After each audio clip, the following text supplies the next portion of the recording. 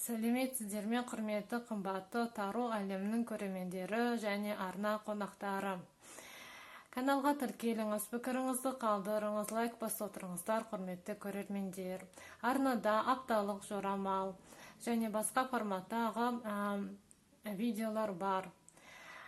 Бүгін сіздің жаңа форматта видео ұсынамын. Біз адамдар барлықтарымыз өмірде бір роль атқарамыз. Жұмыста біз жұмысшы, үйде біз ана боламыз. Әке ролін атқарамыз.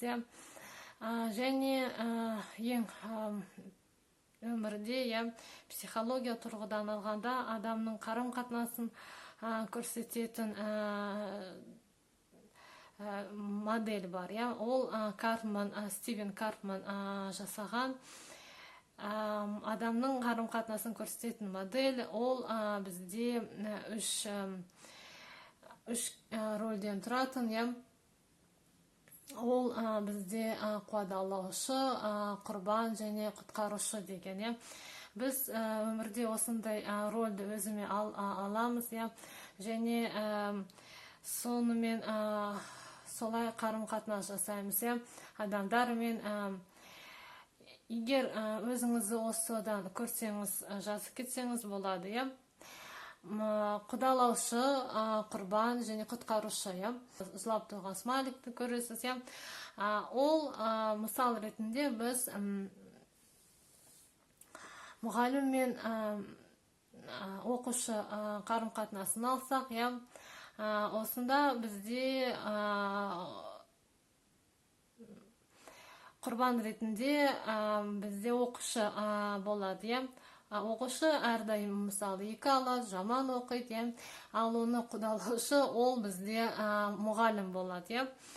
Және құтқарушы әрдайым оның көмегіне келіп отыратын, оның адал досы, ол құтқарушысы болады. Және құрбан ол әрдайым көмек сұрайды, өзінің қолынан келмейді, өзіне сенімсіз адам. Және өзінің мәселесін, өзінің проблемасын шеше алмайтын адамды біз құрбан деп айтамыз. Құтқарушы ол әрдайым көмектескісі келеді, оның тапсырмасын орындайды, оған барлығын көшіріп дайындап береді. Және өзін соған мен құтқардым, мен көмектестім. Және соған барлық энергиясын соған жұмсайды. Ақыл кеңес береді оған. Және құдалаушы ол бізде мұғалім, мысалы, ол немесе бастығыңыз болуы мүмкін. Әртүрлі сферада әртүрлі. Ол әрдайым оны қадағалайды, әрдайым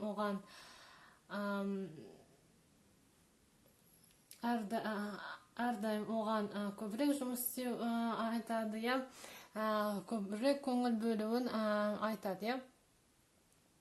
Және олар осы үштікте солай айналып жүреді.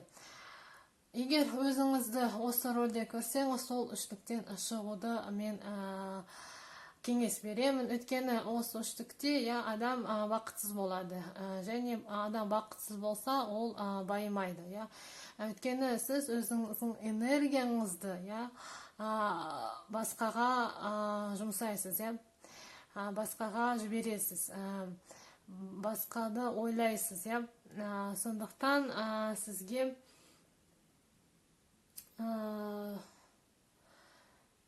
өзіңізбен айналысу керек. Бірінші, егер сонда проблема сізде болса, сіз соны проблеманы көріңіз, және солдан шығуға әрекет жасаңыз. Өйткені, мысалы, жертва құрбан адам өзі, өзінің ісіне өзі жауапты болу керек. Өзінің өміріне жауапты болу керек. Мысалы, құдалаушы, мысалы, сондай адам болса, ол адамның іс-әрекетіне сын көзбен қарамай, бәрін сынамай, жоғарыдан тұрмай, өзіне аудару керек, көңіл. Және құтқарушы ол бізде өзін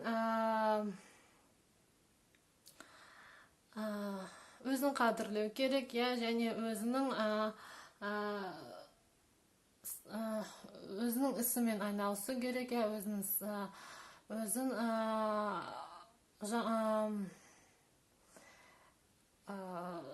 өзін табу керек. Өткені, мысалы, ол модельді біз ерлі-зайыпты арасында да қарауға болады. Мысалы, әйел мен күйеу арасында жанжал болса, мысалы, әйелі күйеуіне әрдайым шағым жасайды, әрдайым бір құрбан болады, күйеу оған қысым жасайды, осындай бізде мәселе. Және оның құтқарушысы оның құрбысы болады.